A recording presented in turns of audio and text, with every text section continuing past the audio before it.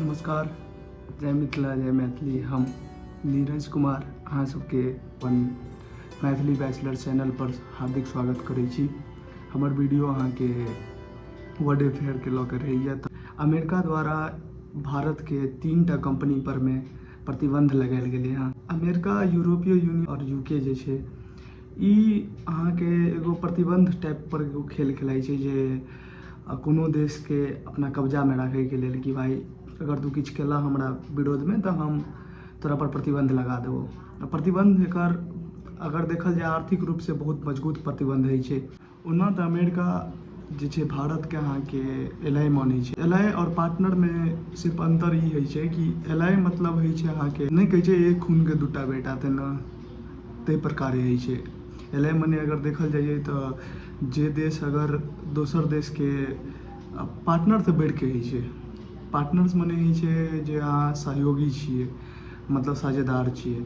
और जखन एलाई के अर्थ अबै छै तो लैटिन वर्ड छिए, तो एकर अर्थ अबै छै अहाँके कि पार्टनर तो छिए लेकिन जखन ओकरा पर हमला कयल जेतै या ओकरा पर किछु रेस्ट्रिक्शन लगायल जेतै तो अहूँ ओकर साथ में एबै, खड़ा हेबै।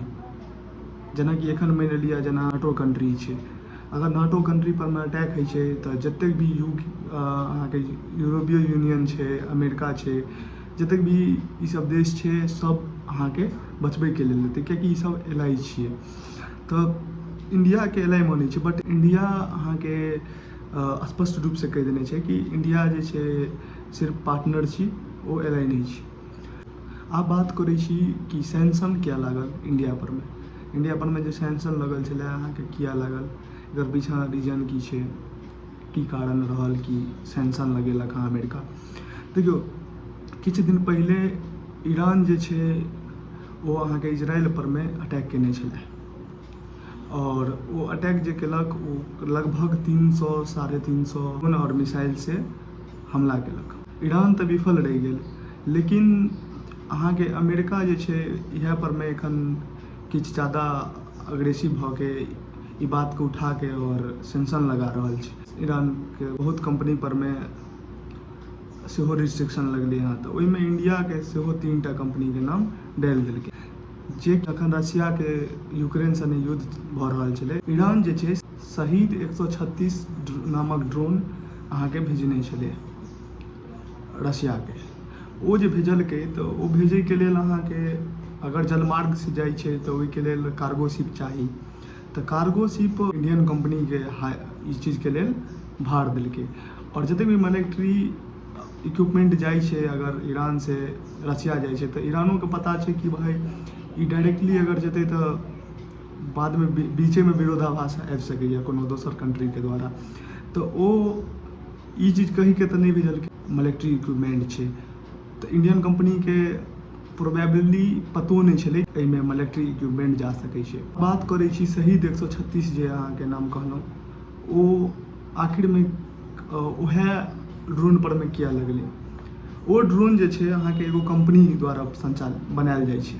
कंपनी के नाम छै, जे कंपनी के नाम छै सहारा थंडर। वो कंपनी जे छै अहाँके ईरान के मिलिट्री द्वारा संगठित कंपनी छै। ईरान के जे मिलिट्री छै ओहि पर में अमेरिका सैंक्शन लगेने छै और ओकरा आतंकवादी घोषित कऽ देने छै।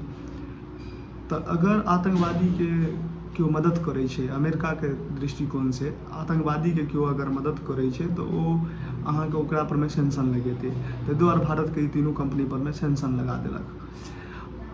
लेकिन एतऽ बात अबै छै कि अमेरिका के जे सैंक्शन लगेनहार, कियाकि अहाँ देखल जाए तो ओहि के लेल अहाँके UN बनल छै, लगबै के हकदार छै। अमेरिका एतऽ अपन दबदबा देखबै के लेल ई चीज सब करैए।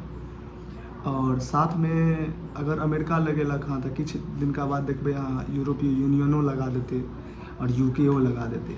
एहि दुआरे कि अहाँके एक थाली के चट्टा बट्टा ई सब छै। और संग में अहाँके इहो देखे के लेल मिल सकैया कि यूरोपीय यूनियन नहियो लगबै, कियाकि इंडिया के साथ ओना अमेरिको के रिलेशन बढ़िया छै, यूरोपीय यूनियनो के बढ़िया छै। एगेंस्ट चाइना, सिर्फ चाइना के एगेंस्ट में जखन लड़बाक रहतै तखन। और सब काल के में अहाँके नहीं अमेरिका देखात नहीं यूरोपीय यूनियन देखात, किओ नहीं देखात। कियाकि अहाँके जखन देखल जाइ छै चाइना के एगेंस्ट अबै छै तो सब एक मंच पर में आबि जाइ छै सिर्फ चाइना के लेल। कनिक दिना पहले अहाँके अमेरिका के एगो व्यवसायी छलखिन, ओ बयान देने छलखिन कि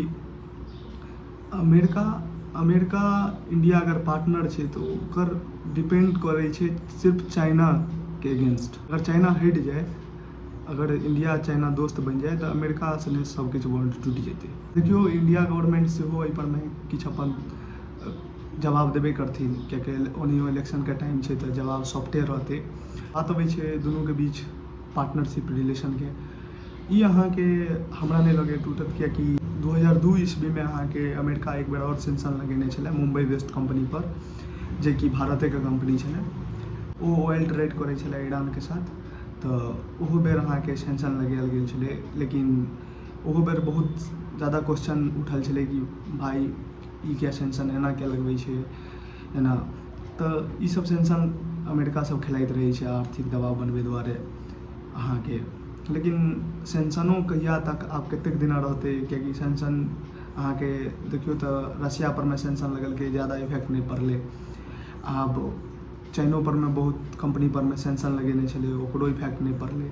तो आब ई देखबाक चाही कि भाई ई सेंक्शन के कतेक इफेक्ट छै। आब कोनो काज अगर बार बार अहाँ करै छियै तो यूज टू भऽ जाइ छै ओकर, तो ओकर अलग रास्ता सेहो लोग ढूंढ लै छै। तो एतेक ज़्यादा हमरा नहीं लगैए कोनो मायने राखत, ई आगाँ देखियो की होइए।